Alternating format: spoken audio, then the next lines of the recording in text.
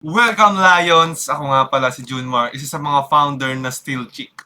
So ngayon, welcome sa ating channel. Kung hindi ka pa nakasubscribe, syempre, i-subscribe mo na yan. Ngayon, itatakal natin kung paano ka ba mag-e-explore ng tama at mga guide kung paano mag-e-explore, okay? Exploring different style and when to wear, okay? Ngayon, makikita nyo or malalaman nyo kung paano mag-explore ng tama sa mga outfit nyo.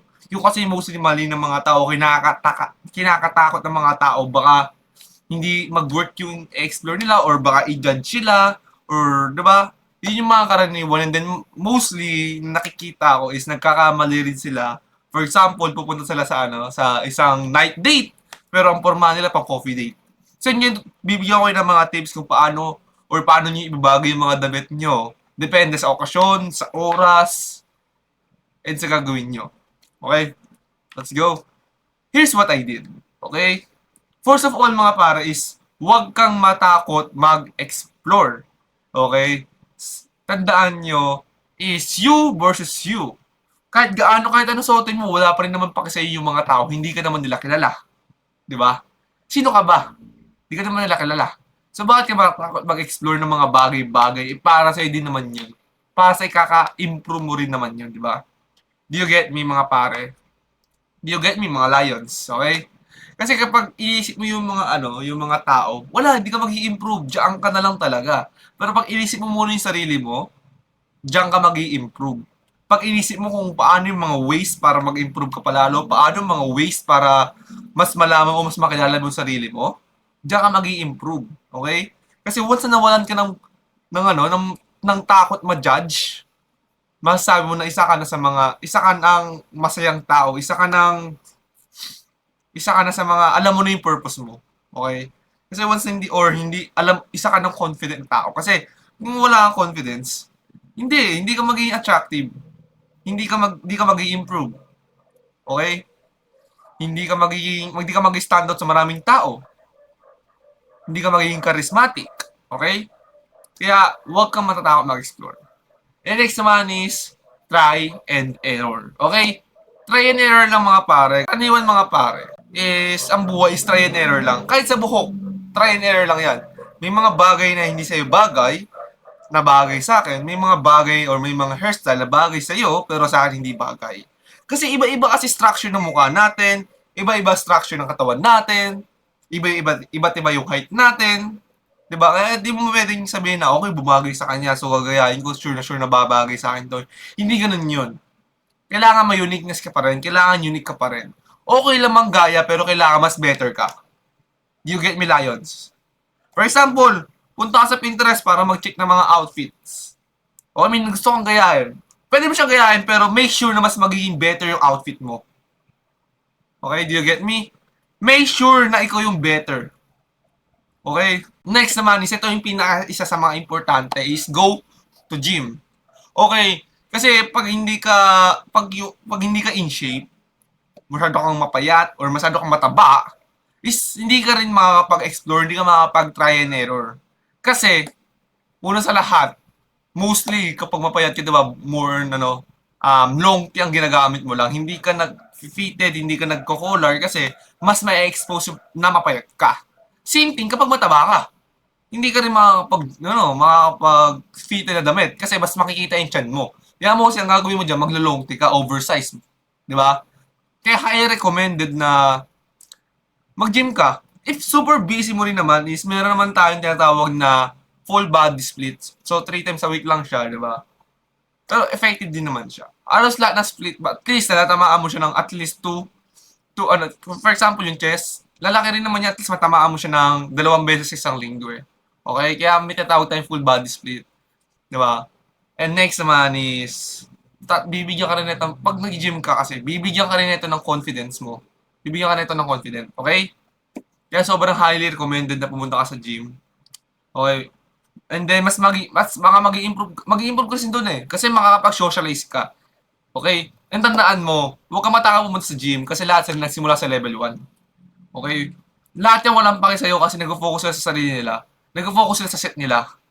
Okay? Nag-focus sila kung paano sila mas magiging better pa. So, huwag ka matatakot pumunta sa gym.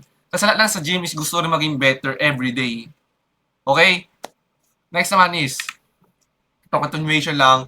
Alamin mo yung mga pupuntahan mo. Okay? For example, may date ako or may business meeting ako. Okay, tan blah blah blah blah. Anong oras ba 'yon? And then ano yung location? Sa coffee ba kayo mag-meeting? Or sa restaurant? Okay, di ba? Alam nga pumunta ka sa restaurant pero ang pampurma mo pang coffee. Hindi ba bagay 'yon? Di ba? Siyempre, first appearance mo eh. Yung appearance mo yung unang i-judge ng mga tao. Di ba? Unang nakikita ng mga tao is yung forma mo, yung outfits mo, or yung outfit mo. Yun yung mga nakikita ng mga tao. Okay? Kaya sobrang halaga ng alamin mo yung pupuntahan mo. Kasi baka mamaya, 'di ba, pang night date, pang night restaurant pa, pang gabi yung pupuntahan mo, pero pang porma mo pang umaga. Okay? Dito tayo nga pupunta sa morning or night. Okay? Kailangan mo malaman, morning ba siya, may araw ba yan, or gabi ba siya. Okay? Para malaman mo kung ano kailangan mong susuotin. Diyan lalabas ang communication. Kailangan makipag-communicate ka sa kikitain mo para mas malaman mo. Kasi pag hindi ka makipag-communicate, wala. Hindi mo malalaman kung anong kailangan mo, kung anong kailangan mo i-outfit or anong kailangan ibagay mo or anong kailangan mo i-base doon sa outfit na yun. Okay? Okay, chat mo siya. Hey buddy, what time tayo magkikita? What time tayo? Saan tayo? Ano location? Blah, blah, blah, blah. Okay? Para magkaroon kayo ng communication, di ba? Para malabas, mabagay yung susot mo. Okay? Next naman is outfit body. Sobrang importante ng outfit body. Kung baga sa gym, meron tayong tinatawag na gym body. Dito naman sa formahan natin, may tinatawag tayong outfit body. Ano ba yung outfit body? Siya yung baga, okay, may natripan ako, may gusto akong gawing formahan. And gusto ko siya i-try. Hindi, magka-try ka ngayon, susuotin mo siya ngayon. Although may salamin siya, pero mas maganda pag may second opinion. Okay? Okay, sabi mo, outfit body, okay ba to? Ganito, ganyan, ano kulang, anong kailangan i-elevate dito, anong kailangan, magkaano ba sila, contrast ba sila, 'di ba? Bagay ba yung kulay sa kulay nito? Ayos lang ba yung sapatos ko dito? Ayos lang ba yung pagka-layer dito? Okay lang ba yung accessories ko dito? Mas bagay ba to? Ganito, ganyan, bla bla bla. 'Di ba? And plus, dito tayo diretso sa open-minded. Kailangan open-minded ka kasi pag sinabi ng outfit body mo na body hindi bagay yan, okay, makikinig ka dapat. Hindi yung body hindi bagay yan. Hindi, gusto ko ganito, ganito, ganyan, bla bla bla. Hindi ka mag-i-improve doon pag hindi ka open-minded. Sobrang halaga ng open-minded ka kasi diyan ka mas mag-i-improve. Okay lang, tandaan nyo, malalaman mo ang isang bagay o isang tao kapag totoo sa'yo pag sinasabi niya yung totoo. Okay? Pag sinasabi niya lang puro yung, pag sinasabi niya kahit hindi bagay sa'yo, sinasabi niya maganda, naku pare, kailangan mo na i-cut off yan. Kasi ibig sabihin fake friend siya or fake, hindi siya totoo. Okay? Kasi takot, hindi niya sinasabi yung totoo eh. Kasi kapag sinabi niya yung totoo, ibig sabihin gusto ko niya mag-improve. Alright? Kaya sobrang halaga na pagiging open-minded ka. Kaya pag kinorek ka ng outfit body mo or kung sino man body mo, eh syempre, huwag ka magagalit. Kasi ang gusto lang naman niya is mag-improve ka. Hilahan lang naman kayo pataas eh. Hindi kayo tulakan pababa. Okay? Kailangan maging totoo kayo sa isa't isa and then tanggapin na mali na okay, hindi pala nag-match na sa isip ko. Okay, kaya natin i-abri yan, blah blah blah blah blah blah. Okay?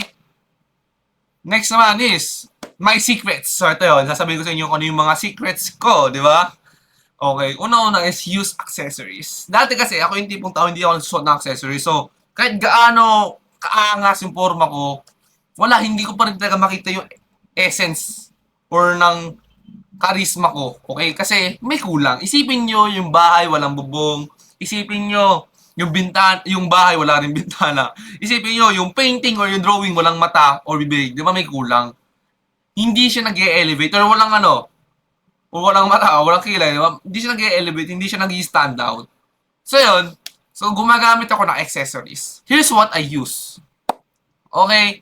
Una-una is itong sleek bracelet by Steel Chick. Okay? Sobrang ano niya, sobrang ganda niya. Di ba? Kasi mas ine-elevate niya yung outfit mo eh, no?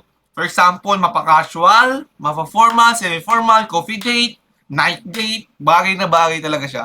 Wala siyang pinipiling okasyon. Masasabi mo siyang fit in any occasion. Next naman is earrings. Ito yung sinasabi ko is pundasyon ng outfit mo. Ito yung pinaka-foundation. Pinaka-starter pack ba?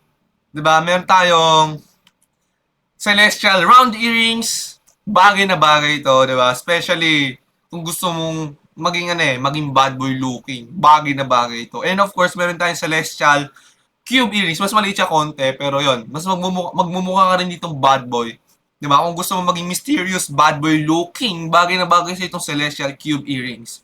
And of course, kung gusto mo naman magkaroon ng earrings pero ayaw mo magbubutas ng tenga or bawal, syempre meron tayong celestial magnetic round earrings. So, sobrang kapit nito. Pero paalala ko lang, kailangan 3 to 5 hours lang mo lang, kailangan 3 to 5 hours mo lang siya susuotin. Kasi masama pag masyadong matagal. Okay? After ng 3 to 5 hours, hubarin mo na.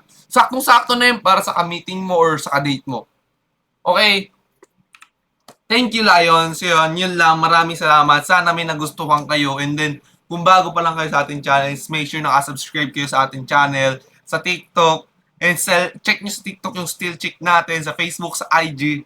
Diba? And then, nag-share din kami ng mga valuable lesson doon kung paano pa kayo mas mag-grow. Yun lang. Take care, Lions. Peace out. Peace.